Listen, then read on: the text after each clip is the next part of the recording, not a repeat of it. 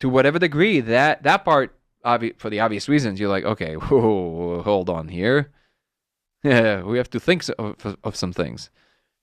Um, and then I realized that basically the way I explained it to myself is that essentially the ascension is basically Jesus basically handing us back the bill collectively. So he's like, here's your karma back. You're good enough to handle it now, but you do it collectively. So you're not good enough to do it individually, but collectively you can hold each other in check.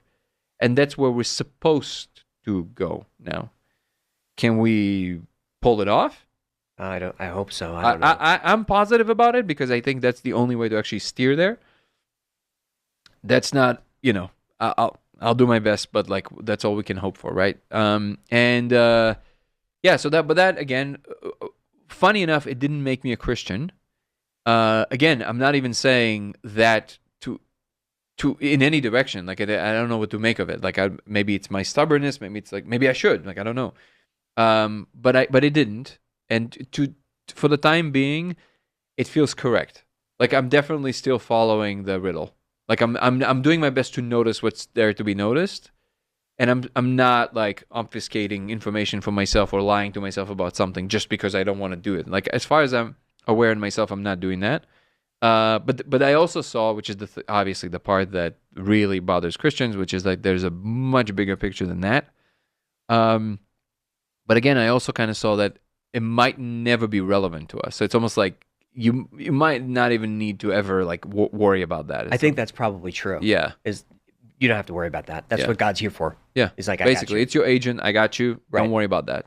The riddle was very interesting because I've had plenty of experiences. One was I just want to know how everything works, and they told me it's too big for you. It's too big for your brain. But very often when I'm in that world, I get information that doesn't quite make sense, and I could feel the entities saying, if you don't get it, I can't do anything for you. It's all there for you to figure out. And over and over again, it feels like the trickster.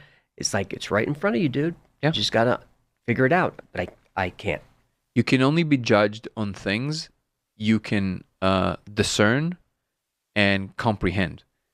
To say, haha, you did this wrong thing, was like, I never knew it was a law. I never knew it was a rule. Right. And then they can say, no. We know for a fact you could. Mm-hmm. You chose not to. That's different. But if you actually couldn't, then there's, Now, why is it like this? Again, it's like super arbitrary, right? It's almost like, because think of it from our perspective, and I'm just thinking out loud, right? Like, if I'm imagining myself creating a world for any reason, and I'm allowing the beings in the world to, I think I think I have a responsibility to create a world that doesn't just, pardon my French, just fuck them over. You know what I mean? Like it's actually unethical of me to put them in a condition where, which leads me to believe that if it is in fact the case, any of this, it must be some ramifications or just like the state of affairs that is just so, and there's really not much you can do about that. A certain limitation within which everything else operates. It's just how it is. So then we're all having the same experience. Basically, yeah. So then it makes sense ethically. Like if you can see from the highest perspective that things are just